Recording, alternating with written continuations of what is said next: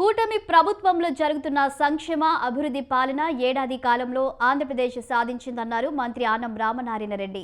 నంద్యాల జిల్లా బనిగానపల్లిలోని మంత్రి బీసీ జనార్దన్ రెడ్డి స్వగృహానికి చేరుకున్నారు మంత్రి ఆనం రామనారాయణ రెడ్డి. దీంతో ఆనంకు పుష్పగుచ్చం అందించి శాలువాతో సత్కరించి ఘన స్వాగతం పలికారు మంత్రి బీసీ జనార్దన్ రెడ్డి. రాష్ట్రంలో పురోగతి, పెట్టుబడులు, పరిశ్రమల శాఖ రాక కూటమి ప్రభుత్వం ఏర్పడిన తర్వాత దేవాదాయాలకు పూర్వ వైభవం తీసుకువచ్చామన్నారు మంత్రి బీసీ జనార్దన్ రెడ్డి. రాష్ట్ర రాజకీయాలు ఇవాళ రాష్ట్రంలో ఏమి జరుగుతుంది అనేటువంటి విషయం ఒకసారి పరిశీలిస్తే గడిచిన 5 సంవత్సరాల్లో ఉన్నటువంటి ప్రభుత్వం ఈ రాష్ట్ర ప్రజానీకానికి ఒక అభద్రతా భావాన్ని ఇచ్చింది. సమాజంలో మేము ఒక పౌరులుగా తిరగగలమా అనేటువంటి పరిస్థితి ప్రతి ఒక్కరూ భావించే పరిస్థితుల్లో 5 సంవత్సరాలు గడిచిపోయింది.